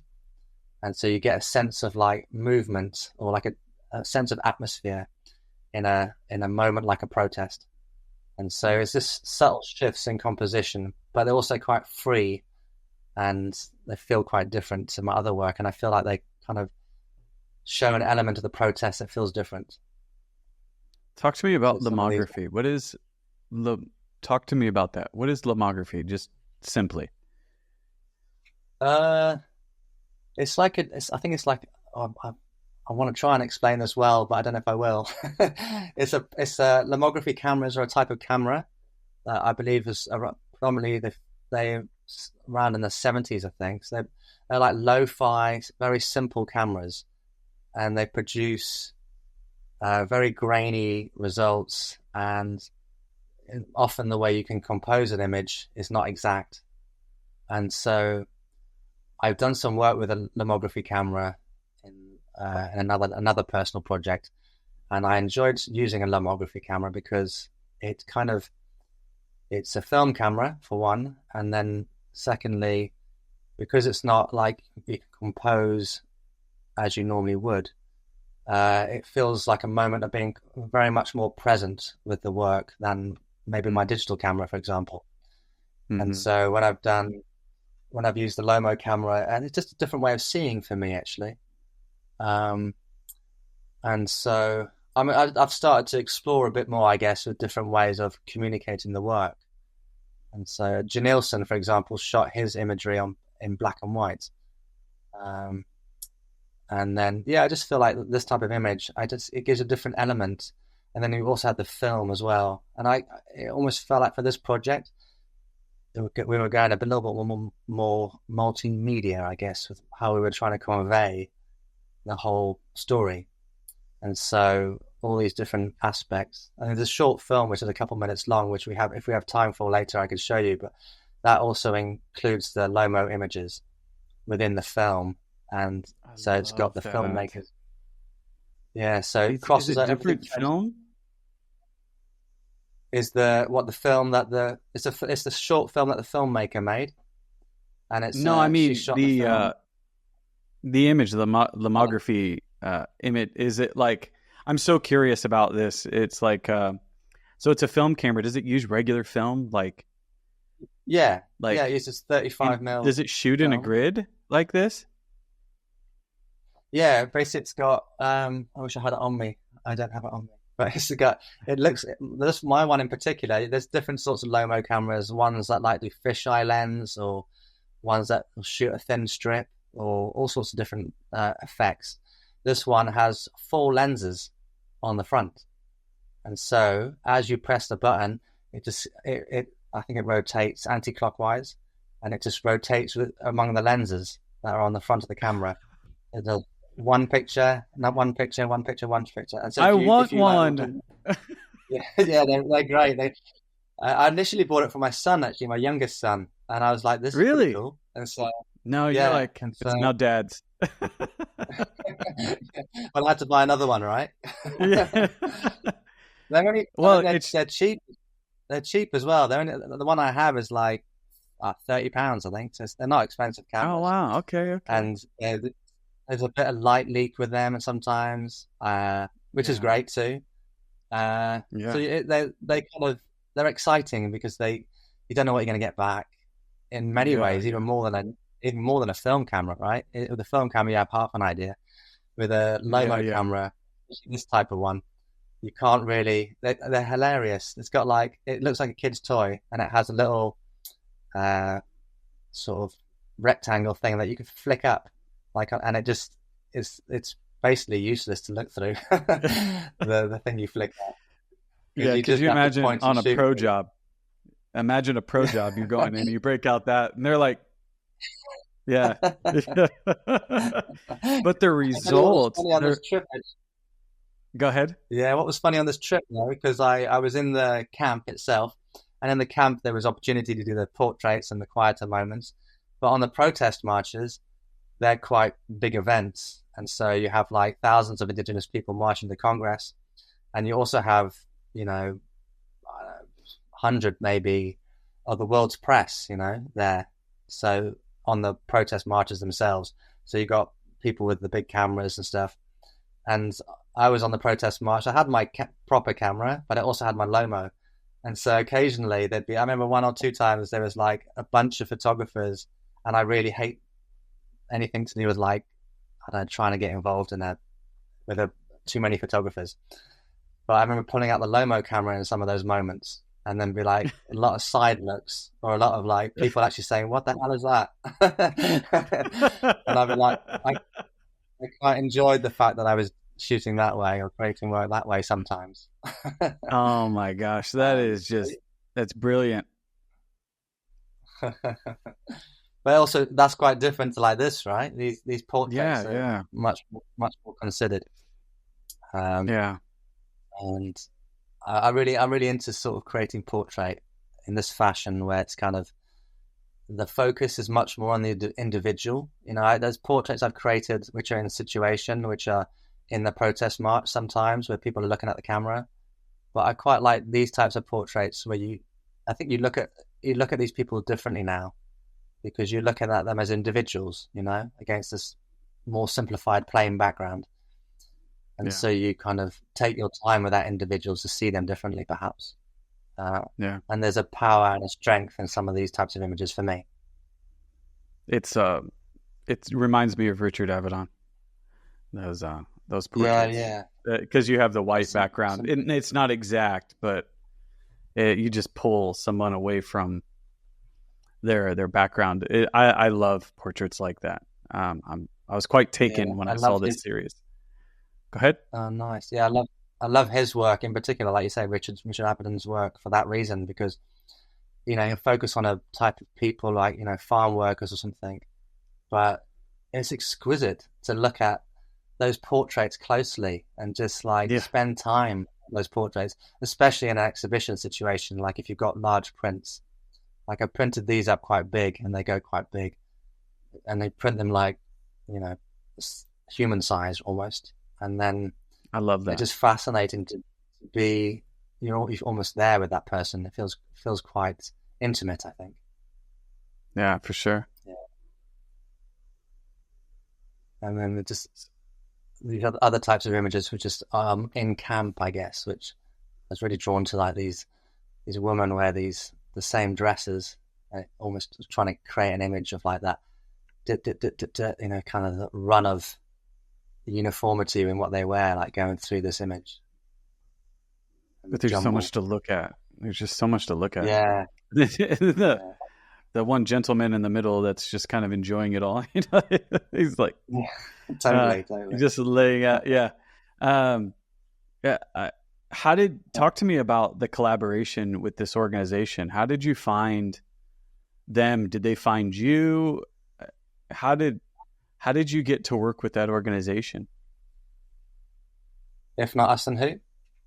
Yeah, so that's the charity. If Not Us, Then Who was a charity. My brother Paul, he has worked with Indigenous communities for all his working life, and so there was a point 12, 13 years ago where there was a necessity for like an organization to kind of be out there to kind of support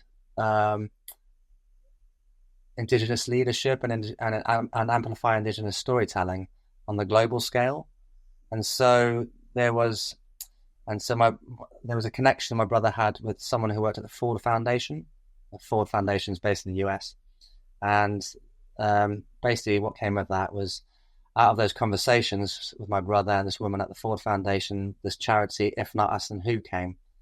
And then If Not Us, Then Who initially began with myself, my brother, and another colleague of ours going on trips around the world, like across the tropical rainforest belt, to various communities. So we were invited by Indigenous elders to those communities, and then we spent time with those communities, hearing their stories, and then bringing the story that they wanted to share to the wider community, to the wider world, sorry, and bringing it to people that could influence change. And then at the same time, on those trips, we were mindful of leaving a legacy behind, right? So we would go on those trips, and we would have training workshops with Indigenous youth that were identified by their community and their elders. And we would leave behind equipment, so for cameras, laptops, tripods in the less remote places. And then those creatives in the community would be supported by If Not Us, Then Who. And now you're at a point 10, 12 years later where a lot of those individuals are incredible storytellers themselves, filmmakers, photographers. And so that's the process, I guess, of like where it started and where it came to. And then my role in that charity is working with Indigenous photographers. And this moment to go and create this work in Brazil, I knew this is the 20th anniversary of this event in Brazil. And so I saw it as an opportunity to create work at this moment. And I wanted to create it in collaboration with a photographer that I'd been working closely with in a mentor-mentee capacity over the last 2 or 3 years. And so I proposed this idea to a magazine called Icarus Complex. Icarus Complex is an environmental climate change magazine.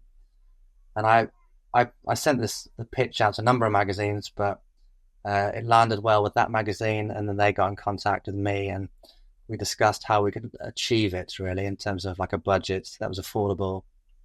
And they were really keen on the collaboration idea, which I put to them as well. So it was really like a meaningful moment to be able to create this type of work myself, but also through like my lens, and then the lens of someone who is connected to this event and connected to these people in a very different way to how I'm connected. You know, the effects of this event and this resistance is everything to someone like his community and this individual, because he's fighting for his culture, his land rights, and the demarcation of land within the rainforest, you know, where his community has lived ancestrally. But beyond that, his community is fighting for a healthier, better planet for us all, right? And so it's just an incredible privilege, huge, to be able to tell this story with someone like him. So, yeah. That's awesome. Sorry.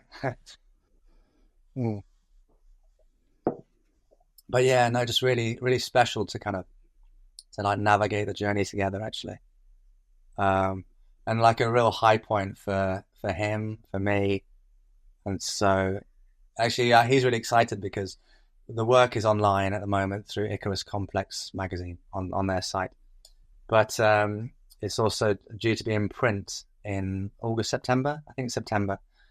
And so they're going with Janilson Guajahada's work for the story in print magazine, which is incredible for him, and I'm so excited for him because it's just like a huge platform for him where this magazine's sold globally, and so it'd just be like a really exciting thing for not just for his photography personally, but his community and for the movement itself. So it's just a really cool thing to kind of be able to give back, I suppose, you know, some of the privilege that I have in the global north and with what I do, to be able to bring something full circle to someone like him. And he's just an incredible photographer anyway, as you'll see in a minute with his work. We can take a look if you'd like. Yeah, I'll go through the rest of these just quickly. Of course. I know we've talked a while, haven't we? But these, yeah. So talk to me a little bit about what was important to you when you were photographing this. What were you trying to communicate? And talk to me about your approach to doing that. You said you talked about it a little bit with the portraits. Yeah, I think I wanted to. I'm not really an event photographer, right? I'm not really. So I'm going to this event though, right? But I don't. So I want to photograph. I want to try and share with people a bit more, I guess, than the event itself. I want to kind of share more of the people and the feeling that pervades, I guess, from the ceremonies that take place, and the kind of that feeling of resistance and strength, I think, as well. I think that's what I want to share, actually. The feeling of strength that I see in these people that are doing amazing things.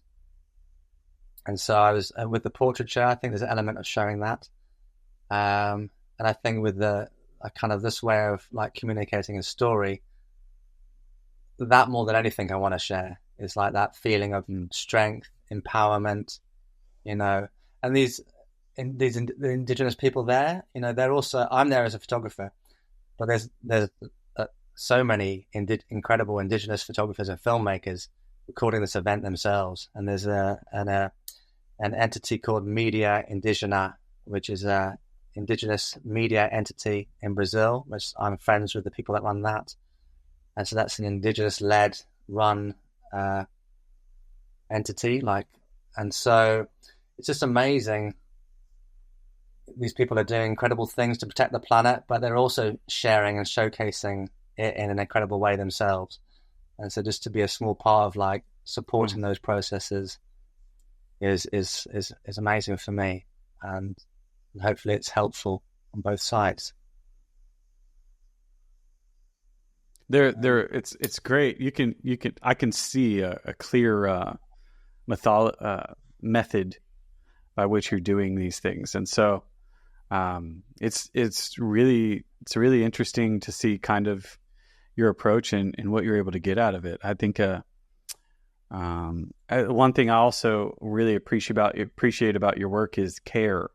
It has a sense of care in it, and so, um, good job. I love it. Yeah, and I try to. I think meditation is good for that. I think you probably agree. It's like that checking in with yourself quite regularly, because you can run away with yourself creating work, and there's that a process of like just going back to the breath, and just like, am I doing this right?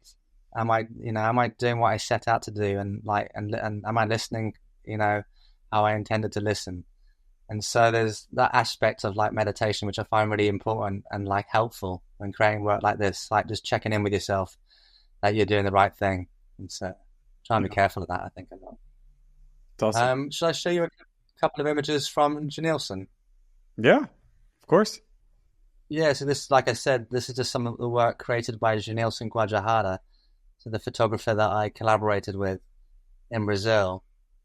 And so when we worked together, he photographed the wider event itself as well, but he also focused a lot more on his own people, his own community, the Guajajara people at the event. Obviously he's got a different connection to his people than I can ever have. And so he created some work with his community itself, but also I love the work he created in black and white. They just they play off against my work really beautifully as well at the same time. And they have a sort of a different sense of atmosphere and feel, actually. And so this is some of the imagery created around Congress at the end of a protest march, actually, just with communities performing ceremony together. Really like powerful images. How long have you been working? We sort of share. What is your relationship with him? Yeah, so we've probably known him for about 5 years.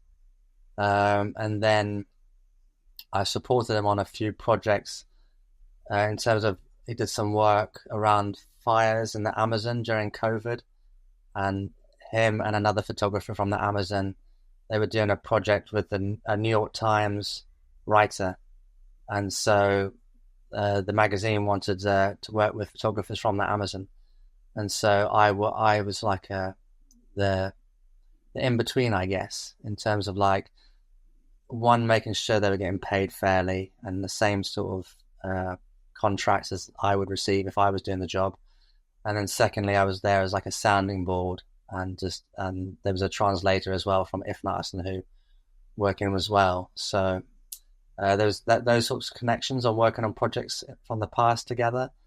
And then I've also worked on projects with him where he did a project about ritual in his own community. And we produced a zine together, actually, which you can find through the If Not Us and Who website. But we produced a physical zine, which is for sale, which raises money for his practice and raises money for his community. And so that zine was something we worked on together with a designer within If Not Us and Who. And so that was something we did last year. And then this year, this was a moment to work on a collaboration, a feature story together.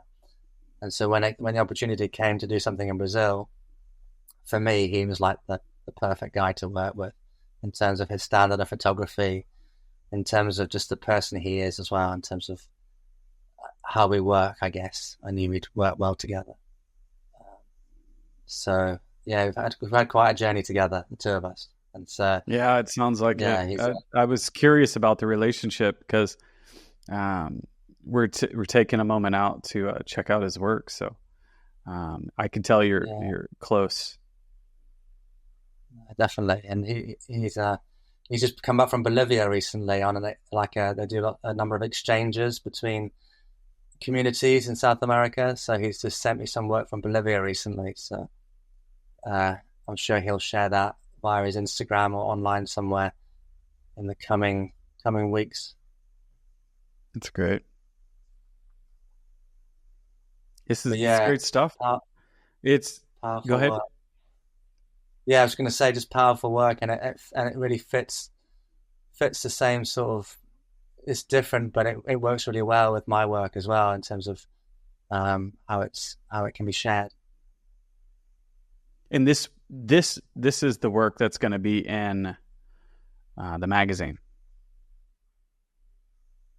Yeah, probably shouldn't be showing too much of it. Yeah, we'll be mindful of that. Yeah. But I think this is coming out after. This is coming out after that. And also we're safe. They'll show it. We're safe. No, I know the picture editor well anyway, so I know we're safe, and she knows we're doing this. So it's all good. But it's a beautiful thing for to be in print as well, and they'll curate it in a very different way to how I'm sharing it now.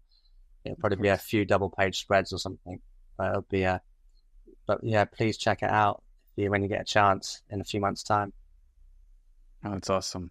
Well, I have one question here: is if you were to, I hate doing this to you, because you're not done by no means working and telling stories and so on. But if you were to have a retrospective look at what you've done so far today and what you plan to do in the future, if you could sum it up, what do you hope?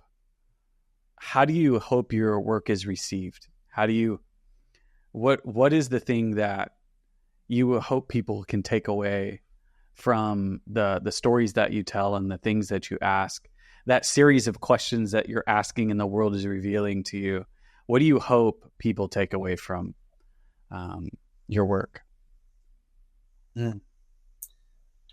I think that's a good question, by the way. Thank you. But I think I would like people to pause, to stop and pause, I guess, and I think hopefully my work just allows people to slow down a little bit and to reflect on the planet and how we are with each other, how we are to ourselves. But yeah, just that quietness, I guess, a moment of reflection, I guess, on terms of the path we're all on, really.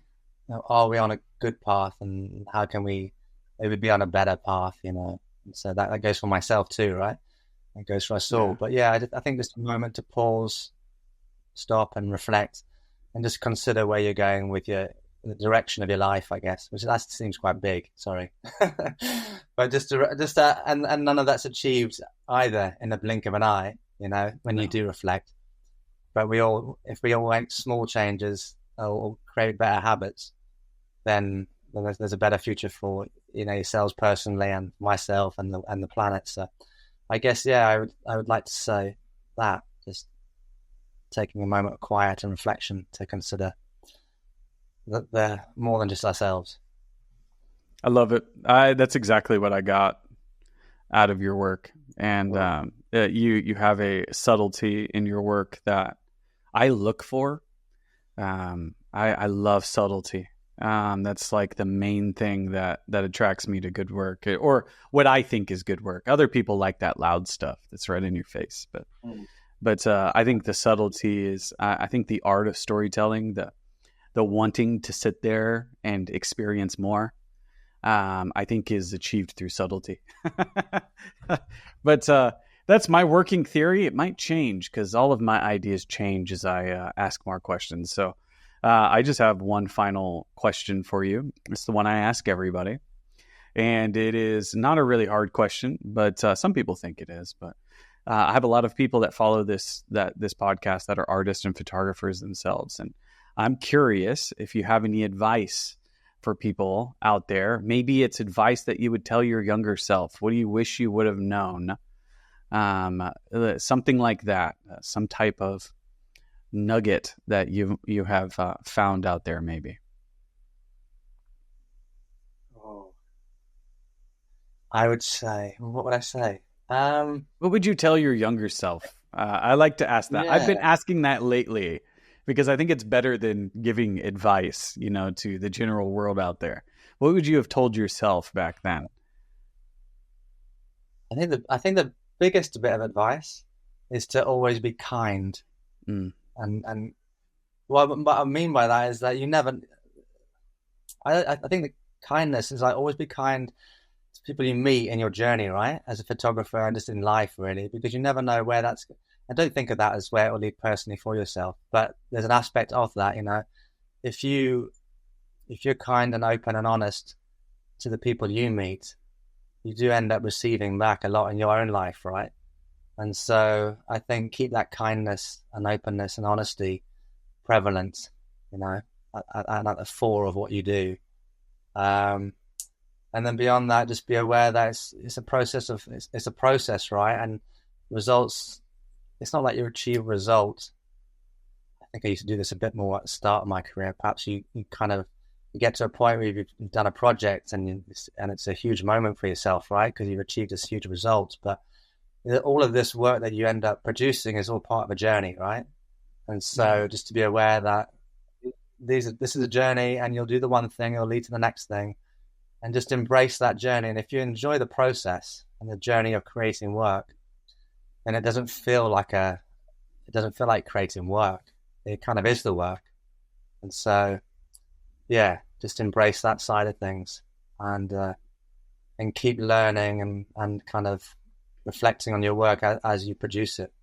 There's a few things there. I don't know. Hopefully they're helpful. No, it's great. Be kind, and remember, it's a process. It's not always, and you're not always at the end game all the time. It all unfolds. I love that. I think it's really smart. And, it's funny. I heard all of that in our conversation today. And I think you did a really good job wrapping it up. So thank you for coming on. How can people connect with you? Do you have an Instagram that they can follow and a website?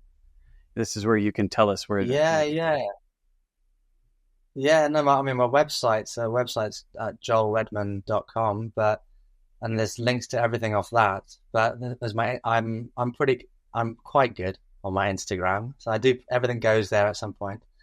But I think I'm really enjoying at the moment is a thing called Substack. I don't know if you know that, but it's like a way it's like a longer form way of writing and sharing your work. So it's like a newsletter, but it's all archived online.